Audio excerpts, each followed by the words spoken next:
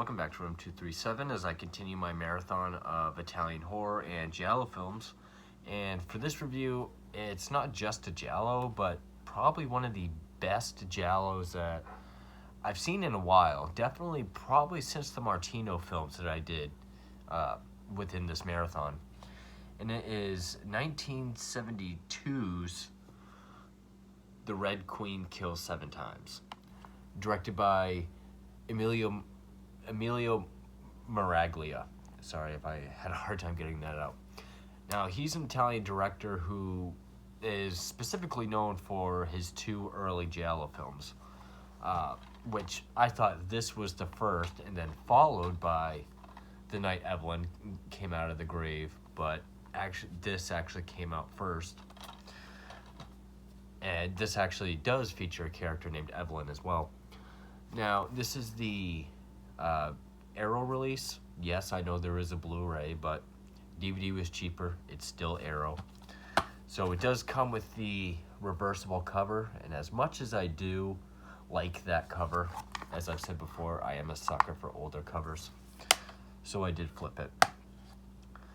Now, it stars one of my favorite Giallo actresses, the absolutely gorgeous Barbara Boucher, probably in the best role I've seen her so far. I've also seen her in Don't Torture a Duckling and Black Belly of the Tarantula, and this is definitely my favorite performance of her so far. But it also stars Sybil Danning of Grindhouse and Howling 2, amongst, I believe the woman was also stars, I'm probably going to mispronounce this, Ugo Paglii, probably mispronounced that, Marina Malfatti, Marino Masse, Pia Giancaro, who is actually credited as Maria Pia Giancaro. Again, I'm probably mispronouncing all these names. But there is a woman, I'm pretty sure there's the same actress, Giacomo Rossi Stewart, Erica Blanc. Okay, so maybe it's not the same woman I was thinking of.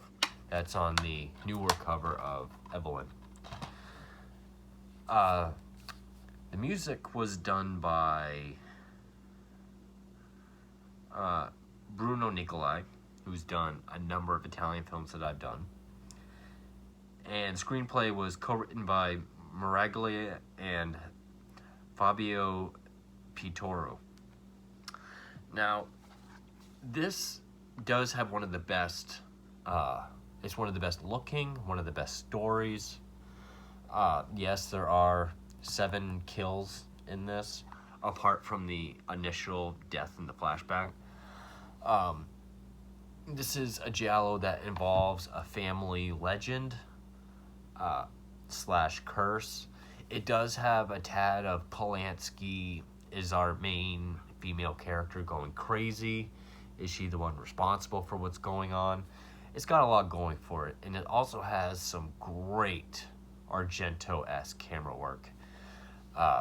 You get a taste of it during the main menu, and it's really during the dream sequences that just look absolutely gorgeous.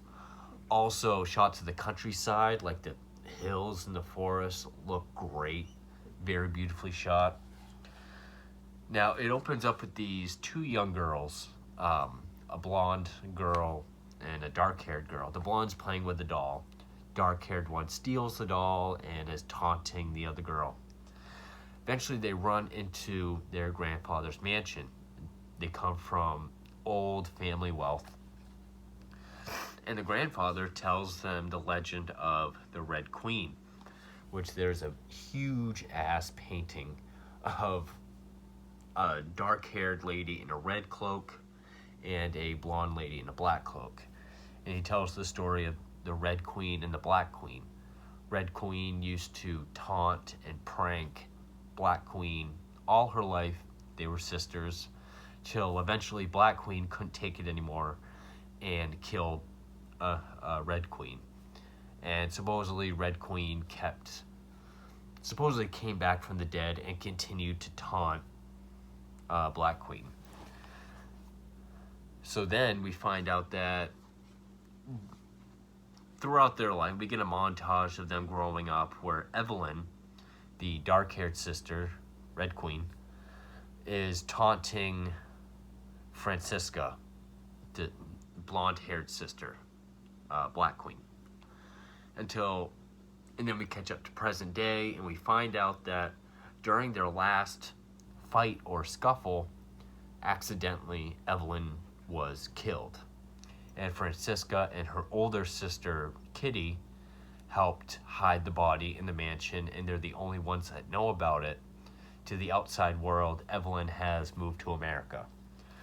But then these deaths start popping up, committed by this seeming woman in a red cape, long black hair, and this really creepy white mask.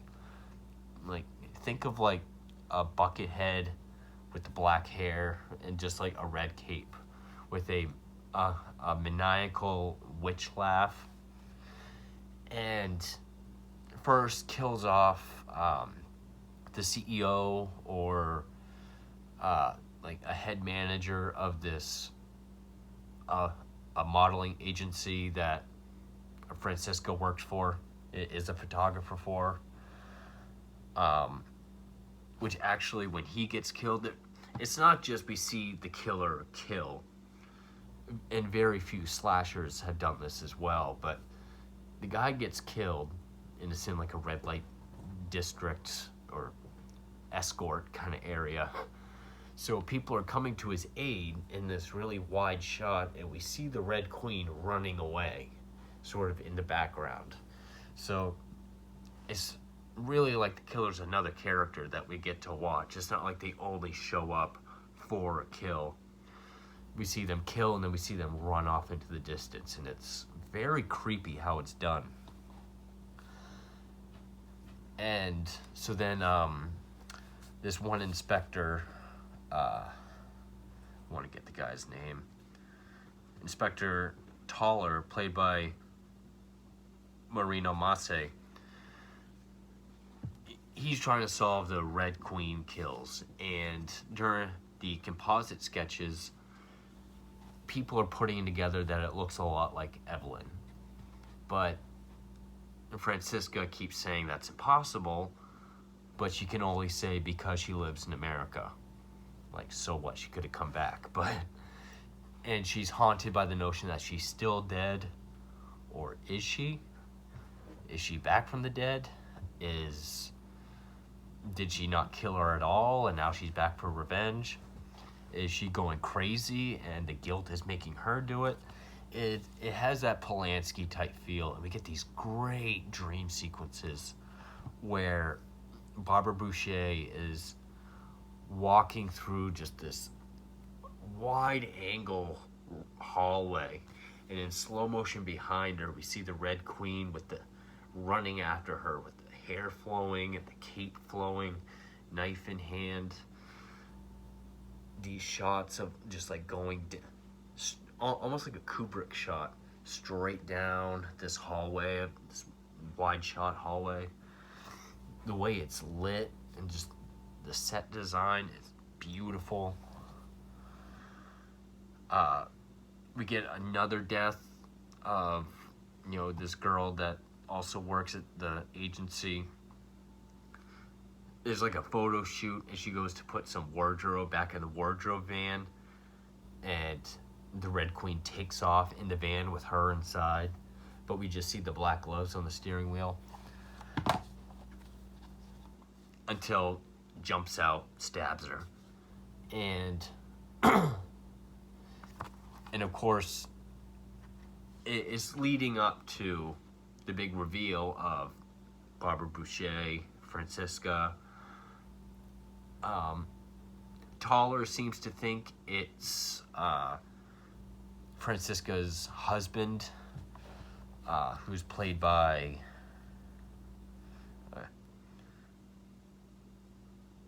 I think it's his name, Martin. Yeah, played by the name I couldn't pronounce, Hugo Pagliai, if I got that right.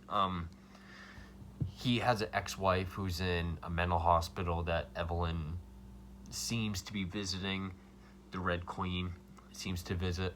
That's a great death that I'll share when I get into spoilers. And so, really, our red herrings or main suspects is Francisca, the older sister Kitty, husband Martin, or even possibly Evelyn herself. But it's a great giallo of just paranoia. There's a lot of suspense in it. Again, great shots, great music. It does have a great soundtrack. The score is very well done. Again, especially during those dream sequences, and there is the threatening, I don't remember if there's threatening calls, but when the Red Queen is running around, there's a lot of, like, almost like Zelda from Pet Sematary, like, I'm gonna get you, Francisca, I'm gonna kill you, and then the maniacal laugh that the Red Queen does. It's a great setup for a giallo, and I love the story. I think it's very, engaging. It's very interesting. I like the fact that it has this old family legend or this family curse. In fact, one thing that gets the ball rolling in this film is that the grandfather dies, and it deals with the inheritance of his estate and wealth. So I guess with that, I'll get into spoilers, but I highly recommend this giallo. The past few I've reviewed, I've said, once you've seen all the essentials, I would say this is an essential. I wouldn't say this is underrated. I imagine this pops up in a lot of people's top 10 or top 20 favorite or must-see giallos. Honestly, if this isn't in my top 10 now, it's certainly going to be an honorable mention because I really dug this film. I thought this was a great story. Great, similar to Seven Deaths in the Cat's Eye, that went supernatural route. And I think this is a great way to do that, but at the same time make it more about paranoia. That's more so the drive of the film. The paranoia, the sort of mind game, am I going crazy, or is my sister, is she back from the dead, or guilt and paranoia. Those are the main driving things of this film. And just the look of the killer is really creepy. Just that, it's the same reason why Michael Myers is creepy. Just that blank face, the white face, and just some of the angles she'll do with the knife, or when she's running away or after people. The way the cape flows and her hair, just very well shot. So highly recommend it. Definitely get the Arrow release, Blu-ray or DVD. I have the DVD and it's fine. But with that, let's get into spoilers. So now we'll get to spoilers. But first, I do have a couple corrections to make. I don't know how I got this mixed up, but Kitty is actually the younger sister, played by Barbara Boucher. Francisca is the elder sister, and she has a husband named Herbert, who has a limp. And there's actually another major player, who's this woman named Rosemary, who's played by Pia Giancarlo, who's a close associate with the Wildenbrook sisters. That's Kitty and Francisca's last name. And then there's also presumably a boyfriend or a drug dealer. He's a heroin addict, drug dealer, who keeps looking for Evelyn. and he's played by Fabrizio Moresco, but at sometimes he reminds me of Nick Stahl, who played that yellow bastard in Sin City. He was also in Larry Clark's Bully. Once he finds out of Evelyn's death, he steals money from Kitty and then rapes her. It's a very short scene. And this movie actually has a lot of twists and turns, but has a great climax. After Martin's institutionalized wife is killed, who is still his lawful wife, Kitty is more so his mistress or lover, which Martin also has an affair with this other woman. I think her name was, I'm not even gonna, Lulu, who's played by Sybil Danning. He's having an affair with her. And this is the big kill that I mentioned earlier that I said I was going to save, because when Martin visits his institutionalized schizophrenic wife, she mentions this woman, Evelyn, that comes to see her along the gate of the institution at night. And, she's played by Carla Mancini. She does this intense thing with her eyes. Great performance. She thinks this Red Queen, Evelyn, is gonna take her free from the Institute. So one night she's running through the woods to the gate, and there's like a rope and plank stepladder thrown over the gate. And the Red Queen tells her to climb over. But when she gets to the top, the Red Queen cuts it, and the spike goes through her. And with the lightning and the way the blood is running out, looks great. Another scene is Pete, the drug dealer. He's beckoned to a car, thinking Evelyn's in it. Red Queen shuts the door with his coat in it. Car drives and drags. And we stay behind the car, and it swerves, and we see it going towards a curb, and the sound it makes when it hits the curb, and the way the dubbing is to make his screaming stop, that's a good kill.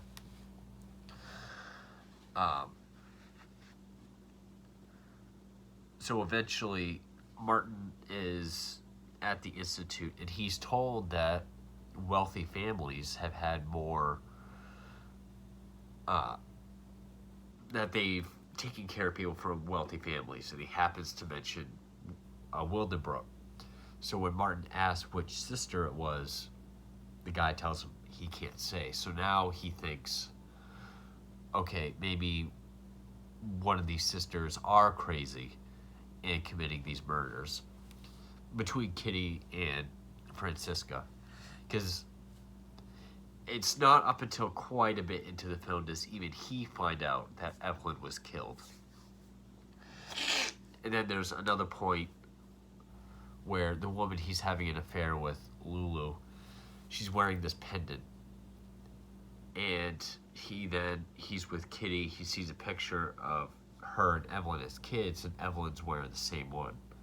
So now we're supposed to think Lulu is the killer.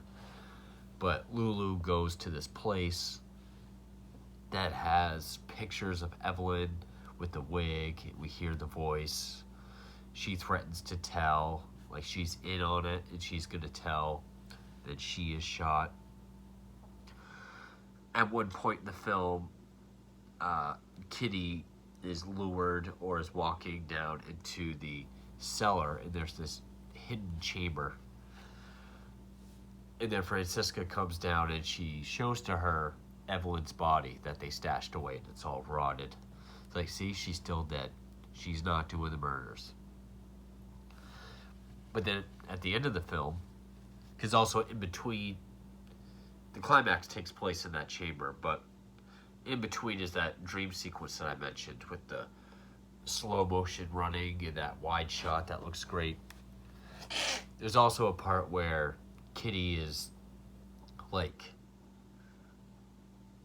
in kind of like a medieval kind of way, chained to the bed, and the Red Queen has a dagger that goes into her hand.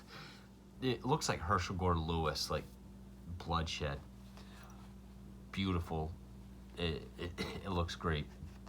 Also, the dagger plays a major role in the legend of the Red Queen. And apparently, it's this 100-year cycle. I forgot to mention that as well. But eventually, sorry, I'm sniffing. Allergies again. This damn dog. So eventually, so with Lulu supposedly knowing who the killer is and being killed, and then, Kitty finds out about Lulu, goes back to the chamber, and then finds Evelyn's body put where she was, but then finds someone in the Red Queen getup with the latex mask and the hair and the cape, stabbed in the back with the dagger, is saying, she'll kill you too, and then dies. But when Kitty removes it, it's the friend Rosemary. And she says, Francisca. So now we know that Francisca is the killer. She had accomplices, Lulu and Rosemary, but we also find out that Evelyn wasn't really Evelyn. Rosemary was the real sister of Kitty. Evelyn, the one we knew of, was adopted by the family as sort of insurance to end this curse, this legend. And the girl belonged to a peasant family that just sold her for money. So, worked out both ways. But I don't think Kitty ever really knew this. Also, the way Kitty thought she killed Evelyn was they were fighting. She slammed her up against a statue and hit her head. Then she fell into the lagoon nearby. But Francisca was nearby, and she came to pull her out, and then she realized she could get rid of her, and it would be one less person to, share the inheritance with, because she was the main caregiver, Francisca was, of the grandfather. So as she's helping Evelyn out of the water, she just grabs her head and just smashes it against the rock. It's kind of brutal. I mean, the sound effects they added are pretty good. But then, of course, this whole Red Queen thing began because of her resentment for being the main caregiver and not being the main beneficiary in the will. Kitty was, because she was the favorite granddaughter. Also, the resentment the accomplices had because of her position at the agency, and Martin, who's like a big time manager, he actually takes over after the first guy gets killed. The attention he gives her, the fact that they're lovers, but the previous guy had also dated Rosemary. So, yeah, it's a lot to take in, but there's this great climax where Kitty now knows Francisca had killed the accomplices and was in on it. And Francisca locks Kitty in that chamber. And the way she's able to lock it is this big wheel that shuts it, but there's this other wheel that shuts like a fountain or dam into the lagoon off, and it floods back into that chamber slowly. So it's slowly gonna fill up and Kitty's gonna drown. Martin catches up to Francisca, pretty much gives us the exposition of how Evelyn's not really Evelyn, Rosemary's the real sister. But Francisca won't tell him where Kitty is, even though he has a gun on her. And just then Herbert, her husband, comes up in the background, and that's when she confesses to Martin that when she inherits everything, she's getting rid of that useless cripple, so that he comes out and shoots her before she can tell Martin where Kitty is. So it builds up a lot of suspense. There's a lot going on in the climax, but it's very, I thought it was very edge of your seat entertainment. I was very into it. So, but then before Francisca dies, she stabs Martin with the dagger. So you have this guy with the limp and then the dying Martin trying to get to the chamber because Herbert knows where the chambers are. As it's being opened, it floods out. Herbert drowns. But Kitty is saved. Martin is hanging on. And they're driven up to the hospital. That's the end of the movie.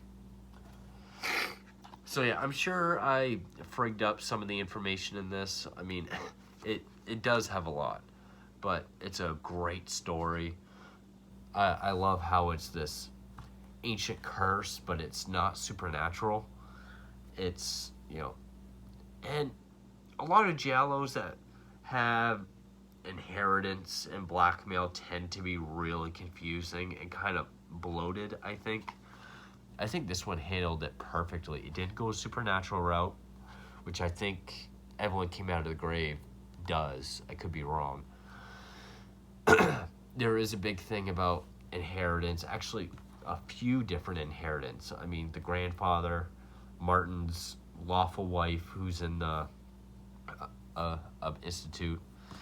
There's a lot going on in this movie, but there's some standout kills. The blood looks great. The atmosphere is spot on. The direction is very tight, I thought. The performances are all very well done. I mean, even bit roles, like Martin's institutionalized wife, she has these intense things with her eyes. Definitely my favorite Barbara Boucher performance. I just think this is a solid giallo. I love the story. Yeah, the explanation at the end is a lot to take in. There is a lot of information. But I thought it fit the story very well. And it's definitely one of my new top favorite giallos. Like I said, if it's not my top 10, it'll definitely be an honorable mention, which I'll do top 10s after this marathon, and I've done all my giallos. But I really love this movie. It's probably the best one I've seen since I've done the Martino films, Vices, A Locked Room, and All Colors of the Dark. Since those, this is probably the best giallo of the marathon that I've done. So I really enjoyed this film. And if you stuck through the spoilers and still haven't seen it, I still highly recommend it, even though you stuck through the spoilers. But I loved it. And so my next review will be actually the first giallo by Emilio Miraglia, The Night Evelyn Came Out of the Grave. So, which I've heard is not as good as this, which I was kind of expecting, but so stay tuned for that, and also stay tuned for more Italian horror and giallo films. Thank you for watching.